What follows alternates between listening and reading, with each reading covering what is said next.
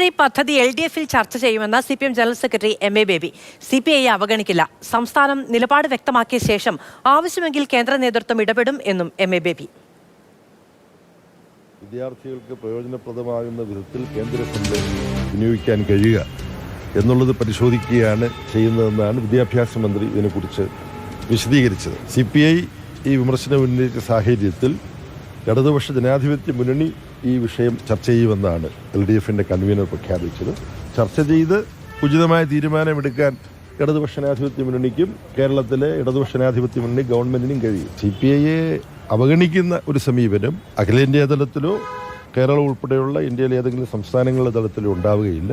അവർ ചർച്ച ചെയ്തൊരു അഭിപ്രായം രൂപീകരിച്ച് കഴിയുമ്പം അതിലെന്തെങ്കിലും മാറ്റം വരുത്തേണ്ടതുണ്ടോ അതോ അത് തന്നെ അംഗീകരിക്കാവുന്നതാണോ എന്ന് പിന്നെ CPM-ന്റെ അഖിലേന്ത്യാ നേതൃത്വത്തിന് തീരുമാനിക്കാൻ കഴിയും. അർജുൻ പീതാംബരൻ വിവരങ്ങളുമായി ഡൽഹിയിൽ നിന്ന് നമ്മളോടൊപ്പം ചേരുകയാണ്. അർജുൻ, ഇടത് വിദ്യാർത്ഥി സംഘടനകൾ SFIയും ASFും എല്ലാം കടുത്ത എതിർപ്പ് മുന്നോട്ട് വെച്ച ഒന്നാണ്. ഇപ്പോൾ CPI നിലപാട് പരസ്യമായി തന്നെ വ്യക്തമാക്കിയിരിക്കുന്ന സാഹചര്യവുമുണ്ട്. അതിനിടയിലാണ് ഇപ്പോൾ CPM-ന്റെ കേന്ദ്ര നേതൃത്വം വ്യക്തമാക്കുന്നത് CPIയെ അങ്ങനെ അവഗണിക്കില്ല. ഈ കാര്യത്തിൽ ഒരു തീരുമാനം അത് മുന്നണിക്കുള്ളിലും ക്യാബിനറ്റിലും ഒക്കെ ചർച്ച ചെയ്ത് മാത്രമേ ഉണ്ടാവുകയുള്ളൂ എന്നുള്ളത്. സംസ്ഥാനത്ത് അങ്ങനെയല്ലാത്ത ചില പ്രതികരണങ്ങൾ കൂടി ഉണ്ടാകുന്ന പശ്ചാത്തലത്തിൽ MA ബേബിയുടെ പ്രതികരണത്തിന്റെ ഒരു വിവിധ വശങ്ങൾ എങ്ങനെയാണ്?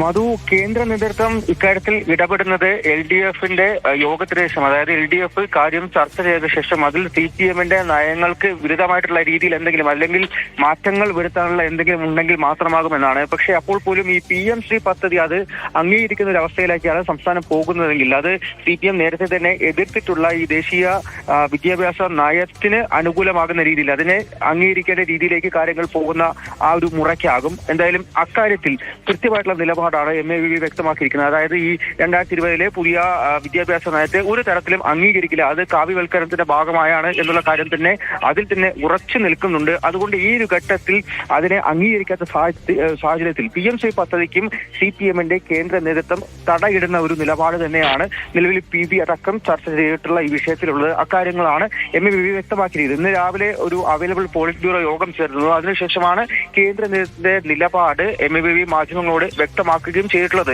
ഈ പുതിയ വിദ്യാഭ്യാസ നയത്തിൽ കേരളത്തിന് ആവശ്യകരമായിട്ടുള്ള കാര്യങ്ങളിൽ ഭേദഗതി വരുത്തിയ ശേഷം അത് അംഗീകരിക്കുകയാണെങ്കിൽ മാത്രം അനുകൂലിക്കാമെന്നുള്ള കാര്യം തന്നെയാണ് ഇപ്പോൾ CPM കേന്ദ്ര നേതൃത്വം വ്യക്തമാക്കിയിരിക്കുന്നത്. അതിനുള്ള സാധ്യതകൾ വളരെ കുറവാണ്. അതുകൊണ്ട് തന്നെ ഒരുപക്ഷെ കേരളം മുന്നോട്ട് പോവുകയാണെങ്കിൽ ഈ PM ശ്രീ പദ്ധതിയുമായി മുന്നോട്ട് പോവുകയാണെങ്കിൽ അതിന് തടയിടുന്ന നിലപാട് തന്നെയാകും ഈ കേന്ദ്ര നേതൃത്വത്തിനും ഉണ്ടാവുക. ശരി, അർജുൻ പീതാംബരനാണ് വിവരങ്ങൾ നൽകിയത്.